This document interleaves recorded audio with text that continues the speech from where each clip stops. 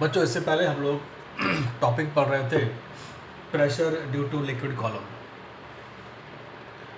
और previous assignment DBP number 12 में एक प्रॉब्लम नंबर 8 किसी ने बच्चे ने पूछा है। तो हम उस 8 प्रॉब्लम डीपीपी नंबर 12 को हम चलिए सॉल्व करते हैं। जब तक बच्चे करेक्ट हो रहे हैं उसको नोट कर लीजिएगा, और नहीं तो रिकॉर्ड तो हम आपको भेज ही देंगे डाउनलोड किया हुआ। तो बच्चों, डीपीपी नंबर 12 में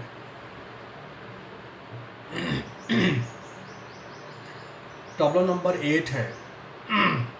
उसमें बोला गया है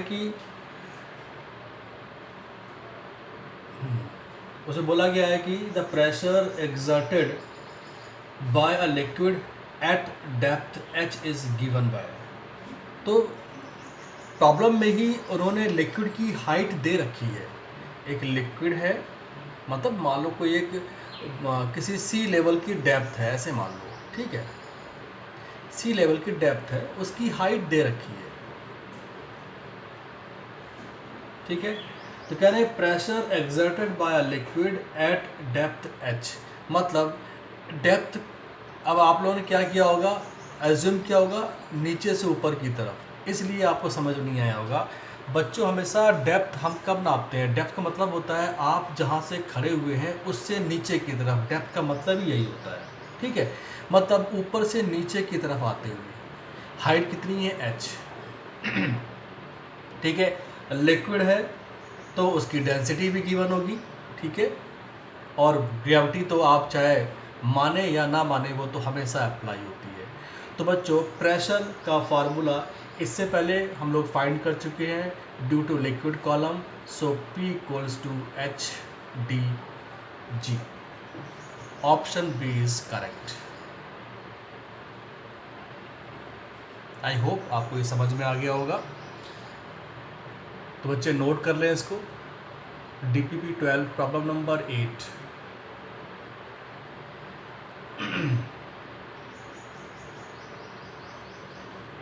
टॉपिक आगे बढ़ाते हुए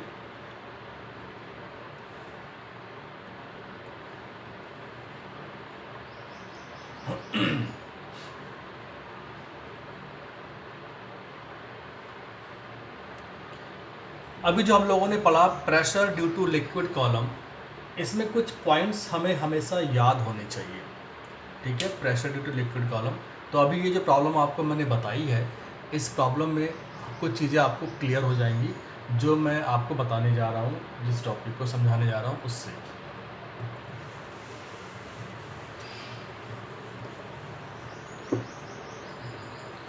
तो बच्चों, pressure due to liquid column,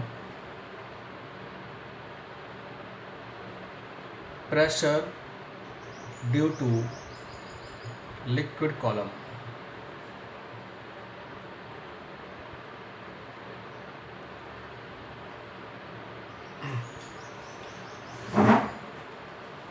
बच्चों जो हम आपको ये पढ़ा रहे हैं इस फाउंडेशन क्लास में, हमारे आपके बीच में इंटरेक्शन तो हो ही रहा है, लेकिन इससे एक बड़ा फ़ायदा और भी है कि इन टॉपिक को पढ़ाने से आपका 11th का पोर्शन 10% जो है, ऐसा लगेगा कि अरे ये तो सर ने शुरुआत में हमको पढ़ा दिया था, अरे ये तो हमारा पहले से पढ़ा हुआ है। तो एक अच्छी फीलिंग आती है जब आपको वो चीज़ पहले से पढ़ा हुआ हो, और उसमें जब आपको फिर डेप्थ पढ़ाया जाए तो आपको लगेगा नहीं कि हमें बोझ लग रहा हो या पढ़ने मज़ा नहीं आ रहा, बल्कि ये लग रहा है अरे वाह, ऐसा भी हो सकता था।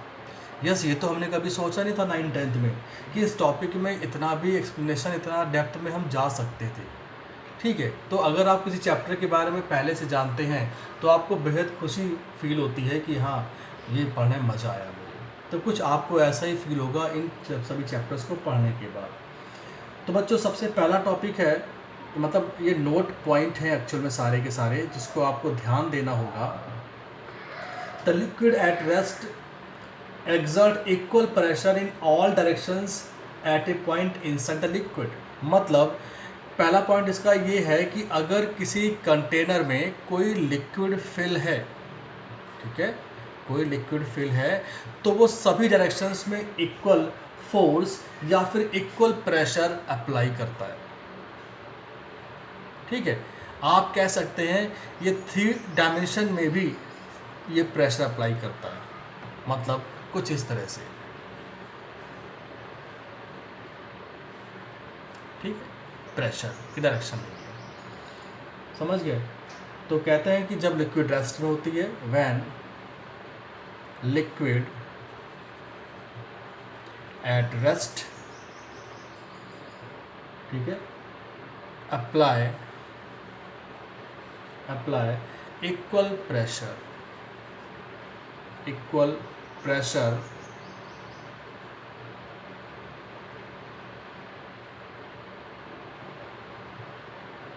at a point inside the liquid,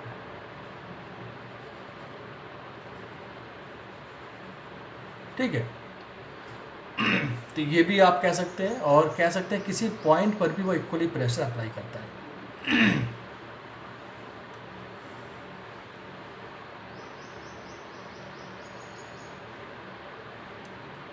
note कर लीजिए इसको।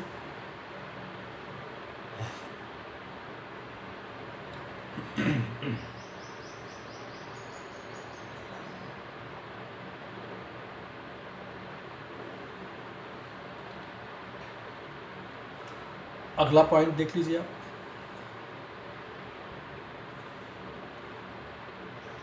अगला पॉइंट, ये कंटेनर, इसमें लिक्विड भरा हुआ है। हमने इसके अपर सरफेस से सेम डिस्टेंस पर, मतलब सेम हाइट पर, h हाइट पर ये पॉइंट्स लिए हुए हैं, A, B एंड C, ठीक है। ऊपर से हमने सेम डेप्थ पर ये पॉइंट A, B, C लिए हुए हैं।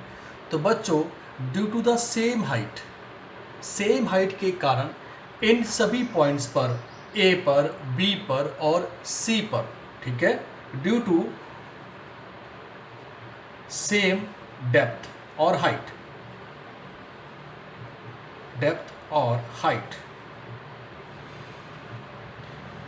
Pressure at A equal to pressure at B equal to pressure at C। इसका मतलब ये हो गया कि अगर सेम हाइट पर हम कोई पॉइंट ले लें या सेम डेप्थ पर हम कोई भी पॉइंट ले लें, तो बच्चों उन सभी पॉइंट पर जो प्रेशर होगा वो इक्वल होगा।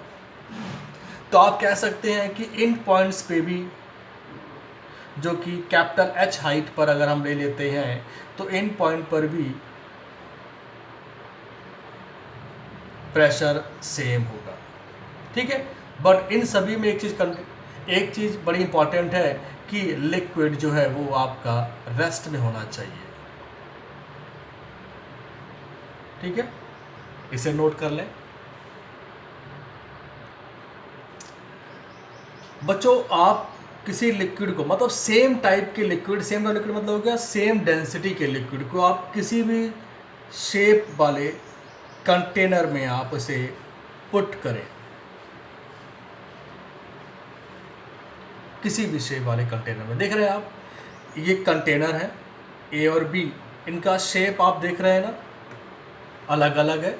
एक का देखो बॉटम का जो विड्थ है वो कम है, और एक की जो बॉटम है ज़्यादा एक्सपेंड है। बट दोनों चीज़ में कॉमन क्या है, दोनों में जो लिक्विड कॉलम है, दोनों का जो लिक्विड कॉलम है उसकी हाइट सेम है। तो जब लिक्विड कॉलम की हाइट सेम हो, तो आप किसी भी शेप और साइज का कंटेनर ले लें, तो उसके शेप और साइज का कोई फ़र्क नहीं पड़ता है। यानी कि इस वाले पॉइंट पर जो हम प्रेशर निकालेंगे PA और PB, बच्चों वो सेम होगा, मतलब PA इक्वल टू PB। तो आप यहाँ पर कह सकते हैं कि लिक्विड प्रेशर जो है वो शेप ऑफ लिक्विड सरफेस पर डिपेंड नहीं करता है, ठीक है। तो आप कह सकते हैं pressure of liquid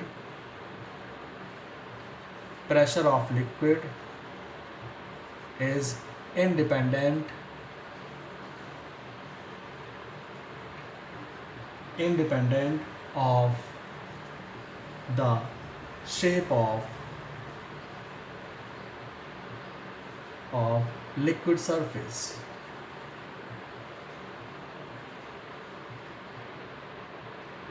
And depend only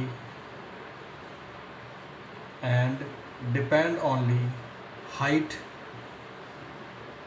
of liquid on surface, या फिर liquid column.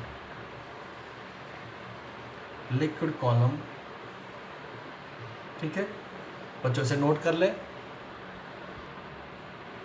PA is atmospheric pressure and P only कह सकते हैं लिक्विड प्रेशर या लिक्विड प्रेशर, हाँ ठीक कह सकते हैं, ड्यू टू लिक्विड कॉलम. ठीक है, तो बच्चों यहाँ पर टोटल जो आपका प्रेशर होगा H हाइट बिलो, तो कह सकते हैं total pressure at H height below is P equal to pressure due to liquid column pressure due to air column, right? तो हमें pressure due to air column तो हमें वैल्यू गिवन होती है, जिसको हम लोग 1 atm या 1 एटमॉस्फेरिक प्रेशर कह देते हैं, वो तो हमें पता होता है ना, 13.6 समथिंग करके हमने लास्ट टाइम आपको बताया था. बट लिक्विड कॉलम डिपेंड करता है उसकी डेंसिटी पर, उसकी हाइट पर. तो बच्चों इसकी वैल्यू को हम लोग यहाँ पर ले लेते हैं, और क्या लेते हैं वो H density of liquid into G plus PA.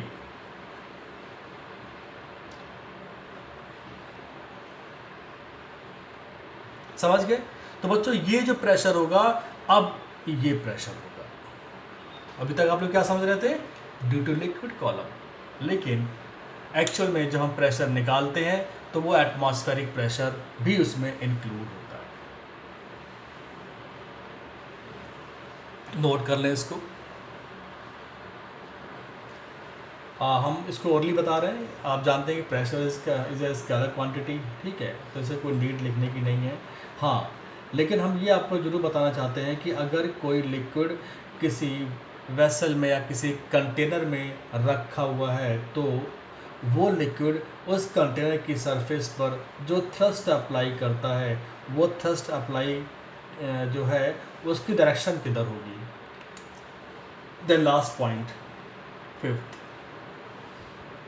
ये रहा कंटेनर और इसमें लिक्विड है. ठीक है, तो बच्चों हमेशा लिक्विड कॉलम जो है वो उसके कंटेनर की सरफेस पर, ध्यान दीजिएगा, कंटेनर की सरफेस पर हमेशा परपेंडिकुलर फोर्स लगाता है, जिसको हम लोग फोर्स या थ्रस्ट कह देते हैं. ठीक है, ये हमेशा परपेंडिकुलर लगेगा 90 डिग्री पर. आप देख रहे हैं 90 डिग्री. ठीक है, ये दोनों सेम ही है. ठीक, चाहे आप नीचे की तरफ ले लें, ये जो थ्रस्ट है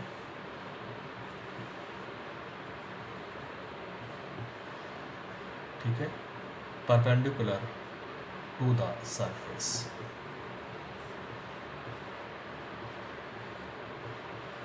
वेयर T या F is a thrust.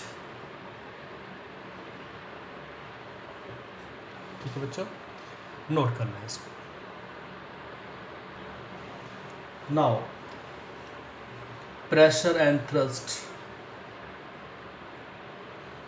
pressure and thrust in daily life.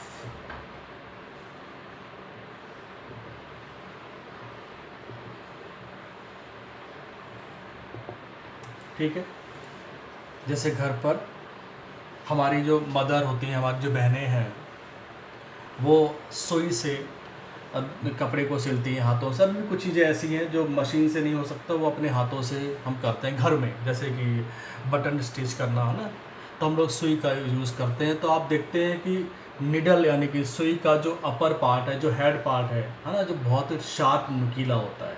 ठीक है, उसका रीज़न क्या है? उसका एरिया जितना कम होगा, क्योंकि प्रेशर इक्वल टू क्या होता है बच्चों? Force upon area. ठीक है। अगर निडल, ये निडल हम मान लेते हैं, चलिए निडल ऐसी है, ये ऐसी निडल मान लेते हैं, ठीक है बच्चों। ये तो ये आपका हेड पार्ट मान लेते हैं इसको, ये हेड है। तो आप देख रहे हैं इसका एरिया कितना कम है, और एरिया कम होने की वजह से फोर्स की वैल्यू बढ़ेगी, ठीक है। तो इसका प्रेशर बढ़ेगा, यानी कि हमें फोर्स कम अप्लाई करना पड़ेगा, एरिया कम होने की वजह से प्रेशर ज़्यादा होगा। तो यही रीज़न है कि निडल का जो हेड पार्ट है वो बहुत ही शार्प रखा जाता है, पॉइंटेड रखा जाता है। तो आप इसको लिख सकते हैं swing needle have pointed tip, ये सभी जानते हैं, ठीक है। नेक्स्ट, आप अपने चाहे साइकिल ले लें या कोई बाइक ले लें या कार ले लें, उनके जो ब्रेक्स हैं, है ना, व्हीकल ब्रेक्स हैं, जो जहाँ पर ब्रेक्स अप्लाई होता है, पैरों के पास वाला नहीं, जो टायर के पास जो ब्रेक अप्लाई होता है, उस ब्रेक का जो सरफेस एरिया होता है वो ज़्यादा होता है, ठीक है। Surface area of brake, surface area of brake larger in vehicle, ठीक है। अब देखो यहाँ पर force equal to force upon area, तो ए की वैल्यू बढ़ेगी तो फोर्स की वैल्यू कम होगी, यानी कि आप कम फोर्स लगा करके ज़्यादा, कम फोर्स लगा करके हम उस पर ज़्यादा प्रेशर अप्लाई कर सकते हैं। भाई एरिया बढ़ेगा तो फोर्स कम, यानी कि हमने जो फोर्स लगाया वो कम लगाया, लेकिन टायर पर जो अप्लाई हुआ due to the larger force वो ज़्यादा अप्लाई होगा, और इसलिए वो इजीली कार को हम अपने पैरों से रोक सकते हैं, अपने हाथों से जो हैंड ब्रेक होते हैं उनसे रोक सकते हैं। तो यही रीज़न है कि ज़्यादा सरफेस एरिया होगा तो कम फोर्स में भी वो ज़्यादा प्रेशर अप्लाई कर देगा वहाँ पर। इसे नोट कर लें बच्चों, मतलब हमें कम फोर्स लगाना पड़ता है, और वहाँ पर तो ये जो दोनों अलग अलग है, हमने फोर्स लगाया उस टायर पर जो फोर्स निकला, वो उन दोनों का कंपैरिजन के लिए एक अलग टॉपिक हम आपको पढ़ाएंगे, और अभी आई थिंक वो भी आपकी इस क्लास में नहीं है, नोट कर लें इसे। हमारे फील्ड वर्क में, खेतों में जहाँ पर फसलें उगाई जाती हैं, तो कभी कभी क्या होता है बच्चों, गीले खेतों में, पानी से भरे हुए खेतों में, अगर वो ट्रैक्टर के जो व्हील्स हैं वो अगर ब्रॉड ना रखे जाएं, उनका सरफेस ब्रॉड ना रखा जाए, तो वो उस पर सरफेस पर मूव नहीं कर पाएंगे, बल्कि वो धंस जाएंगे। आप कभी भी साइकिल या बाइक को निकाल के देखिएगा खेतों के बीच से, 100% आप निकाल नहीं पाएंगे, लेकिन ट्रैक्टर को आप उसी खेत में से, उसी फील्ड में से आप निकाल सकते हैं, चाहे उसमें कितना ही पानी भरा हुआ हो। यही रीज़न है कि ट्रैक्टर के जो पिछले वाले जो व्हील होते हैं उनको हम बड़ा और ब्रॉड रखते हैं, ठीक है। कैमल के जो फुट होते हैं वो इसीलिए बाय नेचर ब्रॉड और सॉफ्ट होते हैं, इसीलिए उसको हम लोग रेगिस्तान का जहाज बोलते हैं। Camel foot are broad and soft. तो इससे क्या होता है बच्चों, वो एरिया उसके पैरों का ज़्यादा होने की वजह से प्रेशर ज़मीन पर कम अप्लाई होता है, रेत की ज़मीन पर कम अप्लाई होता है, और वो यही रीज़न है कि उसके पैर उस रेगिस्तान में धंसते नहीं हैं। वरना आप तो रेगिस्तान में उतर के देखिएगा और दौड़ के देखिएगा, आप दौड़ नहीं पाएंगे। लेकिन ऊँट जो है, कैमल जो है, वो दिन रात उस रेगिस्तान में चल सकता है, सोचिए। तो उसको नेचर ने उसके पैरों को ऐसा बनाया है जिससे कि उसके पैर का जो एरिया है, चारों पैरों का जो अलग अलग एरिया है वो ज़्यादा होता है। इससे वो रेत पर भी बिना पैर को धंसाए, रेत के अंदर बहुत ही कम धंसता है उसका पैर, और वो इजीली आगे वॉक कर सकता है, ठीक है।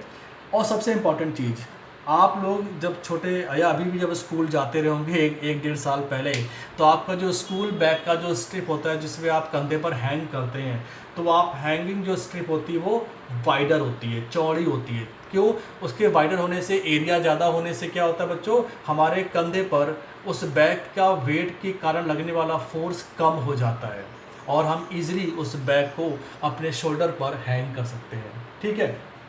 तो आप कह सकते हैं इस टॉपिक को भी hanging bags have wide strap.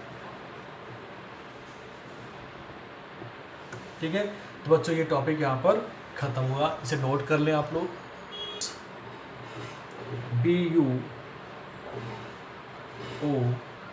BUOYAN and force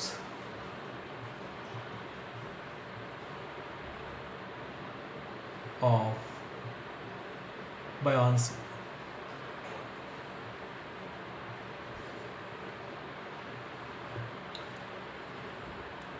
जब आप किसी भी बॉडी को लिक्विड में और गैस में यानी कि फ्लूइड में आप जब इमर्स्ड करते हैं तो क्या होता है बच्चों, वो कुछ लिक्विड का, वो जो बॉडी है लिक्विड ऑफ वाटर का कुछ पोर्शन, कुछ पार्ट डिस्प्लेस करता है। ठीक है, तो वो जो डिस्प्लेस्ड वॉल्यूम है जो उस बॉडी ने उस वाटर में से किया है, उसका जो वॉल्यूम है वो हमारे उस इमर्स्ड बॉडी के वॉल्यूम के बराबर होता है। फिर से ध्यान दीजिए मैं क्या कहने की कोशिश कर रहा हूँ कि आपने क्या किया, एक ग्लास लिया, इस ग्लास को आपने फिल किया पूरा ही लिक्विड से, पूरा फुल लिक्विड से, लिक्विड फिल है इसके अंदर। ठीक है, और आपने एक दूसरे कंटेनर में इसको ले लिया। अब आप किसी भी ऑब्जेक्ट को, बॉडी को इसमें आप इमर्स्ड करते हैं, डालते हैं, तो कुछ बच्चों वाटर बाहर निकलेगा। ठीक है, ये वाटर फ्लो होगा, डिस्प्लेस्ड वाटर होगा। यहाँ पर डिस्प्लेस्ड वाटर क्यों हुआ बच्चों? डिस्प्लेस्ड वाटर का रीज़न है कि आपने उस बॉडी को जैसे ही डाला तो उसने अपने बराबर वॉल्यूम का लिक्विड को बाहर निकाल दिया। ठीक है, तो जो ये डिस्प्लेस्ड वाटर है, ये जो आपका डिस्प्लेस्ड वाटर का जो वॉल्यूम है, डिस्प्लेस्ड वाटर इस बॉडी के वॉल्यूम के बराबर होगा। ठीक है, और यही जो आपका डिस्प्लेस्ड वाटर है, यही उस बॉडी पर अपवर्ड फोर्स भी लगाता है, ऊपर की तरफ अपवर्ड फोर्स।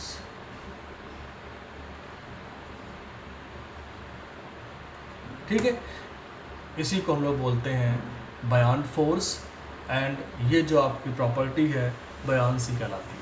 ठीक है, इसको हम लोग बोलते हैं बयान force.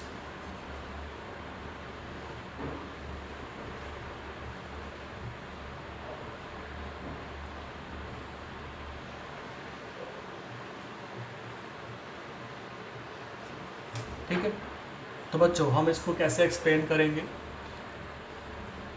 Tendency of displaced fluid, tendency of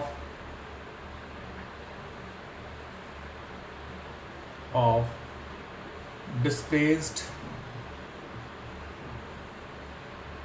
fluid means upward force. Upward force is called buoyancy.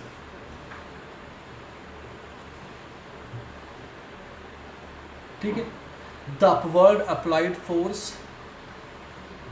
the upward applied force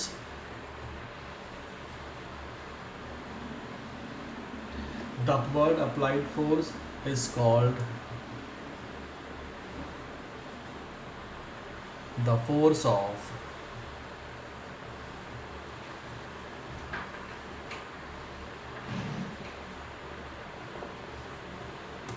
buoyancy और upthrust। ठीक है, and it is equal to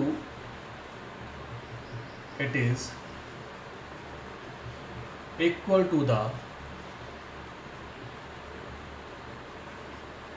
weight of the fluid displaced by the body। तो आपको यहां पर दो चीज मालूम हुई, क्या कि जो डिस्प्लेस्ड वॉल्यूम ऑफ लिक्विड है, डिस्प्लेस्ड वॉल्यूम ऑफ लिक्विड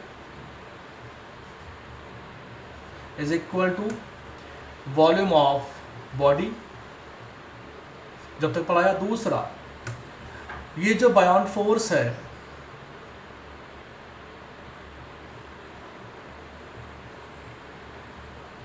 मतलब upthrust, it is also equal to weight of displaced water. समझ गए इस बात को आप लोग? नोट कर लें इसको।